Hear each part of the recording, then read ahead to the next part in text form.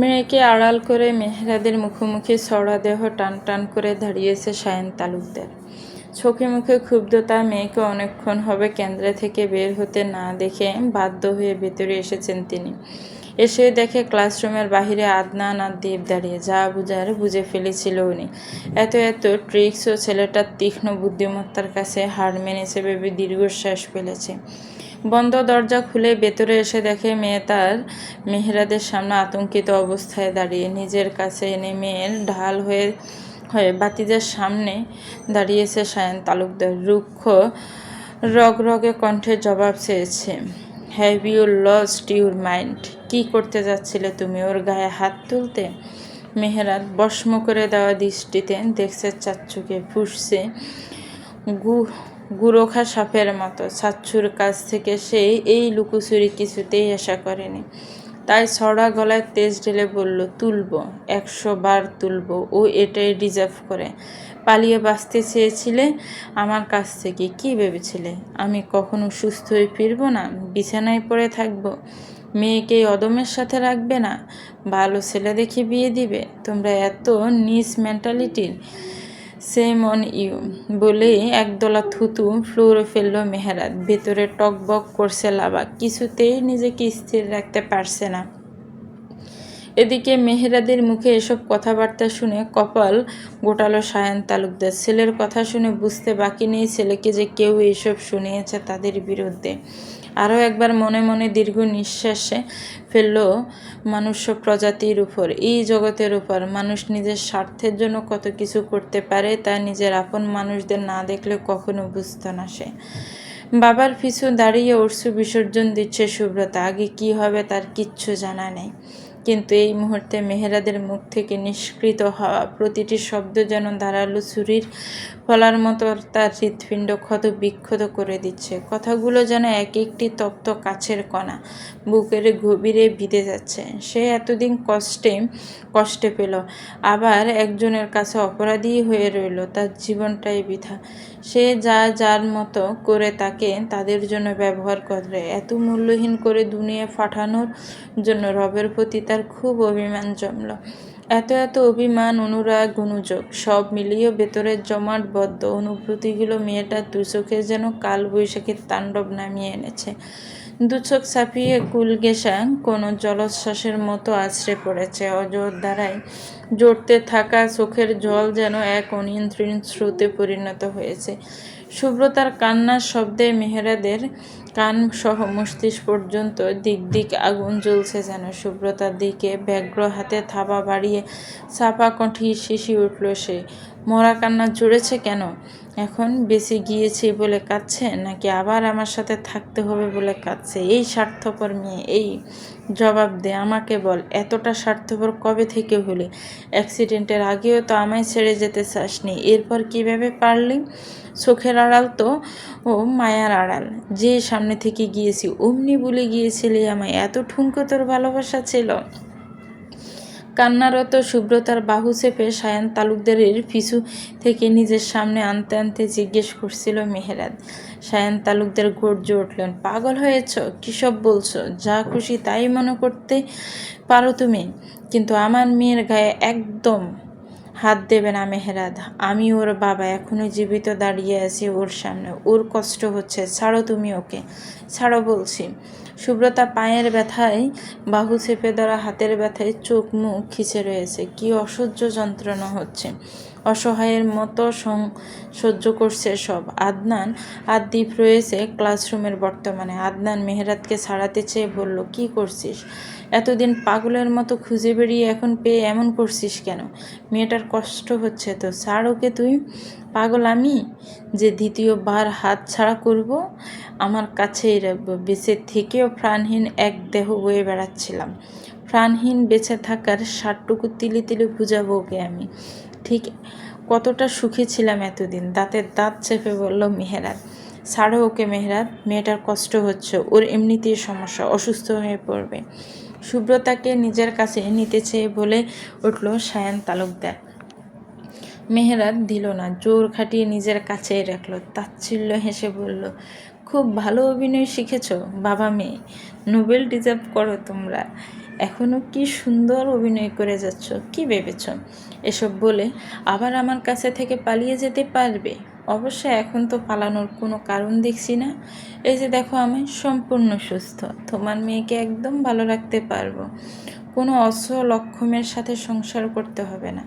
আর কি চাই তোমাদের? কিছু বলছি না মানে এই না যে যা নয় তাই বলে যাবে। তোমার জানাইও ভুল থাকতে পারে। আমাদের আমাদের মতোই থাকতে দাও। সুব্রতাকে এখানে আসতে দাও। তা কি করে হয় বলো? আকাশ পাতাল এক করে খুঁজে বের করেছি। কি আবার চলে যেতে দিতে?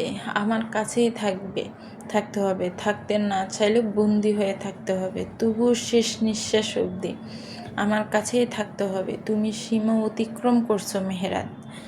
এতটা ডোমিনেট তো আগে ছিলে না। তোমার কাছে আমি আমার মেয়েকে কিছুতেই দেব না। মেহেরাত ব্রু উঁচিয়ে তাচ্ছিল্য করে ফেলল। Oh really? Dominating my food? যে যেমন আমি তার সাথে তেমনই। For your kind information mister Talukdar, she belongs to me, my legal married wife, understand? দমে গেল সায়ন তালুকদার। ছেলেটা কোনো স্কোপই রাখছে না দ্বিতীয়বার প্রত্যুত্তর করার। এরকম হলে তো সমস্যা। এত কষ্ট করে এতদিনে লুকিয়ে থাকা তো জলাঞ্জলি হয়ে যাবে তাহলে। তিনি কিছুটা নমনীয় হয়ে বললেন, দেখো, আমরা চলে গিয়েছি তোমার ভালোর জন্যই। এই দূরত্ব সকলের জন্যই কল্যাণের। আশা করি তুমি একটা সময় বুঝবে। আমাদের যেতে দাও। সুব্রতার কষ্ট হচ্ছে দেখো। আসলে সুব্রতার বেশ কষ্ট হচ্ছে। পা নিয়ে দৌড়ঝাঁপ, টানা হেঁচড়ার পায়ের অবস্থা বেগতিক। ঠোঁট কামড়ে ব্যথা গিলার চেষ্টা করছে মেয়েটা, সেই সাথে অজোরে জোরছে দু চোখের অশ্রু। মেহেরাত সম্পূর্ণ অগ্রাহ্য করল সে কথা। তার ধারণে এসবই মিথ্যাবাদী। সামনে পড়ে থাকা ক্যাচটায় জোরে লাথি মেরে দূরে সরিয়ে দিল। রাগান্বিত স্বরে চেঁচালো, এই নাটক দেখলাম তো, আর কত? সায়ন তালুকদার ক্লান্ত হলেন ছেলের নির্বুদ্ধিতে। ছেলেটাকে কিছুতেই কিছু বোঝানো যাচ্ছে না। মেহেরাদের এত রাগ আজ প্রথমেই দেখা তার। অবশ্য দেখবেই বা কী করে? সারা জীবন ছিল চাকরির সূত্রে দূরে দূরে। যা শুনেছিল শুধু, আর স্বচক্ষে দেখছেও। সুব্রতা ফুঁপিয়ে উঠল করুণ সুরে। মেহেরাদের এক একটা বাক্য ধনুকের তীরের মতো ক্ষত বিক্ষত করছে অন্তঃস্থল। পিছনে থাকা বেঞ্চের উপর এক হাত ঠেস দিয়ে দাঁড়ালো মেয়েটা। সায়ন তালুকদার ব্যস্ত ভঙ্গিতে মেয়ের দিকে এগিয়ে গিয়ে জিজ্ঞেস করলো, ব্যথাটা কি বেড়েছে? ডাক্তারের কাছে নিয়ে যাব? সুব্রতা সিক্ত চোখ জোড়া বন্ধ অবস্থাতেই মৃদু মাথা নাড়ালো। বুঝালো তার খুব কষ্ট হচ্ছে। আদনান মেহেরাদির দিকে এগিয়ে গিয়ে বলল, ওর বোধহয় সত্যি কোনো সমস্যা হচ্ছে রে। এখানে আসিং ক্রিয়েট করিস না, বাসায় চল, ওখানেই বাকি কথা হবে। মেহেরাদও মনে মনে তাই ভাবছিল, কিন্তু সুব্রতার সঙ্গে সঙ্গে অবাধ কিশোরীর ন্যায় বিরোধিতা করল। কণ্ঠনালীতে দলা পাকানো কান্নাগুলো উপসে পড়ছে। তার সম্মতি অশ্রু বিজর্জিত কণ্ঠে বললেন, না না, আমি কোথাও যাব না, কারোর সামনে যাব না, আমি একাই ভালো আছি বলেই মেয়েটা ছুটে বেরিয়ে যেতে চায়। অতিমাত্রায় উত্তেজিত হওয়ার ফলস্বরূপ পায়ের তীক্ষ্ণ ব্যথা মস্তিষ্ক হতে ছুটে গিয়েছিল সেকেন্ডের জন্য। কদম ফেলতেই তা আবার নিজের অস্তিত্ব জানান দিতে ফিরে এসেছে। ফলস্বরূপ হুমড়ি খেয়ে পড়তে গিয়েছিল সামনে। জটকা এক বাহুতে আগলো নিল মেহেরাত। তরতর করে রাগ বাড়ছে মেয়েটার পটপটানিতে। এখনও তার কাছ থেকে পালাতে চায়। দেখলে, বললাম তোর সমস্যা আছে। বারবার কথা অগ্রাহ্য করছো কেন? মেহেরাত, ওকে ডাক্তার দেখাতে হবে, দাও আমার কাছে। মেহেরাত তপ্ত করে স্বরে শুধালো, কি সমস্যা ওর? বুঝতেই তো পারছি নাটক করছো। মেয়েটার পরশু আবার পরীক্ষা আছে মেহেরাত, ওকে ডাক্তার দেখাতে হবে, না হয় পরীক্ষায় অ্যাটেন্ড করতে পারবে না। কেন নাটক করতে যাব? অপারগ হয়ে বলল সায়ন তালুকদার। মেয়ের কষ্টটা তিনি উপলব্ধি করতে পারছেন, তাই কথা বাড়াতে চাচ্ছেন না। কি সমস্যা বলো আমায়, আমিও শুনি। আর কত অভিনয় করতে পারো তোমরা? তোমার সাথে আর একটাও বাড়তি কথা বলার প্রয়োজন মনে করছি না আমি। ছাড়ো ওকে, এত তেড়ামো একসময় ঠিকই ফেলে রেখে চলে যাবে। বলেই তিনি মেয়েকে নিয়ে নিলেন নিজের কাছে। মেহেরাদ এ দুনিয়ায় মোহের সবটুকু অবিশ্বাস কণ্ঠে ঠেলে জিজ্ঞেস করলো, আমি ফেলে রেখে চলে যাব? আমি? মোহের সমস্ত মায়া মেহেরাদের কণ্ঠে যেন অবিশ্বাসের তলোয়ার হয়ে ঝিলিক দিয়ে উঠল। কোনো পঙ্গু বিকলাঙ্গ মেয়েকে নিশ্চয় সারা জীবন নিজের অর্ধাঙ্গিনী হিসেবে মেনে নেবে না। আর কোন বাক্য বিনিময় করল না তিনি। মেয়েকে এক পাশে আগলে রেখে নিচ হতে ক্রাশটা উঠিয়ে নিল। সুব্রতা ওটাতে বর দিয়েই বাবার সাথে এগোচ্ছে। আর কোনো বাধা এগিয়ে আসছে না তাদের দিকে। ক্লাসরুমে দরজার সামনে পৌঁছে গেছে মেয়েটা। একবার পিছু ঘুরে তাকালো স্তব্ধ মানবটার দিকে, আবারও ঠোঁট ভেঙে আসছে। উনি কি সত্যি ওকে চাইবে না? মস্তিষ্কে দাপিয়ে বেড়ানো এই বাক্যটা যেন দাবানলের আগুনের মতো মেয়েটার অস্তিত্বের সবটুকু রসদ ফুরিয়ে ছারখার করে দিচ্ছে। মেহেরাদ স্তব্ধ বাকরুদ্ধ হয়ে দাঁড়িয়ে আছে। সামনের পরিস্থিতি বুঝে উঠতে তার বেগ ফোহাতে হচ্ছে বেশ। বিদ্যুৎ আলোড়নের ছুটছে স্নায়ুতন্ত্র। আদনান দ্বীপেরও একই অবস্থা। চোখের সামনে এতদিনের সুস্থ একটা মেয়েকে সম্পূর্ণ ভিন্ন রূপে দেখছে। মেয়েটা এক পায়ে ভর দিচ্ছে না, স্কেচের সাহায্যে সামনে এগোচ্ছে। এর চেয়ে হৃদয় বিদারক ঘটনা বোধ হয় দুটো নেই। স্তব্ধ মেহেরাদের দৃষ্টি থমকালো, চোখ দুটো অবিশ্বাস্য ঠেকছে। সায়ন তালুকদারের শেষের বাক্যটা এখনও শ্রবণকেন্দ্রে ঝনঝন শব্দ তুলে ঘুরপাক খাচ্ছে। সে যা দেখছে তা কি সত্যি? কেন এটা সত্যি? কখন? কিভাবে হলো এটা? তার চঞ্চল পাখিটা হাঁটতে কেন পারছে না ভালো করে?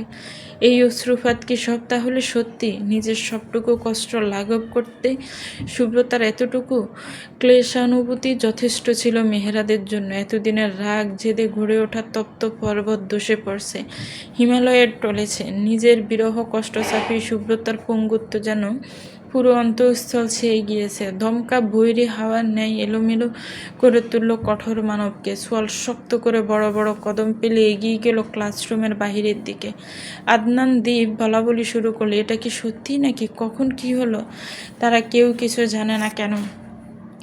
পুরো বারান্দায় এখনও ছাত্রছাত্রীদের দল। কেউ বেরিয়েছে, কেউ এখনও প্রশ্ন নিয়ে আলাপ আলোচনা করছে। তার উপর মাঝ পরীক্ষার সেই অ্যানাউন্সমেন্টের ব্যাপারটি নিয়েও অনেকে আলোচনা করছে। দূরে দূরান্ত থেকে আসা কত শিক্ষার্থী হাই হাই করছে এমন প্রেমিক পুরুষের জন্য। মেহেরাদকে চেনার জন্য কত কিশোরী রমণী মুখিয়ে আছে। এত শত বীর ঠাট বাট্টা ফায়ে ঠেলে সুব্রতার দিকে কয়েক কদমেই পৌঁছে গেল মেহেরাদ। ওর ভারী আভিজাত্য কদমে সকলের না চাইতে ওর দিকে তাকাতে বাধ্য। আপনা আপনিই সরে যাচ্ছে তারা। সুব্রতাদের পিছু পৌঁছাতেই কারো তোয়াক্কা না করে জুটিকা প্রবাহের সাথে সুব্রতাকে কুলে তুলে নিল মেহেরাদ। সকলের বিস্মিত বিস্ফোরিত চাহনি তাদের দিকে ধাবিত হয়েছে। কেউ কেউ মুখে হাত ডেকে চোখ বড় করেন তাকিয়ে। আশ্চর্য তারা, কি হচ্ছে বুঝতে অক্ষম। এদিকে সুব্রতা কাঁপছে থরথরিয়ে, ভীত হরিণ শাবকের ন্যায়। শিহরণী শীতল স্রোতটা সম্পূর্ণ অস্তিত্ব জমিয়ে দিয়েছে। কান্না ভুলে জলজ চোখের মণিজোড়া মেহেরাদের দিকে নিবদ্ধ করে রেখেছে। বুকের ভেতরটা নিস্তরঙ্গ শীতল এক দিঘির মতো শান্ত হয়ে এসেছে। সে তার মেহেরাদ ভাইকে কখনো ভুল চিনতেই পারে না। সে তো জানতো লোকটা এভাবেই তাকে আগলিয়ে নেবে। হাঁটার তালে তালে মেহেরাদের হৃদযন্ত্র অসহ্য দোকানি সুব্রতাকে ব্যাকুল করে তুলছে। মেয়েটা অতি লম্বা আস্তে আস্তে মাথায় এলিয়ে দিল। কাঙ্ক্ষিত অথচ অনিবার্য নির্ভরযোগ্য বক্ষে কেন্দ্র জুড়ে সকলের অবাক বিস্মিত চাহনি তখনই ওদেরই গিলে খাচ্ছিল। চলবে তো ভিউয়ার্স, গল্পটার এই পর্ব আপনাদের কাছে কেমন লেগেছে একটি গঠনমূলক কমেন্টস করে জানাবেন। গল্পটার এই পর্ব পড়তে গিয়ে আমার এই কণ্ঠ কাঁপছিল বারবার। ভালো থাকবেন, সুস্থ থাকবেন, আমার চ্যানেলের সাথে থাকবেন। আল্লাহ হাফেজ।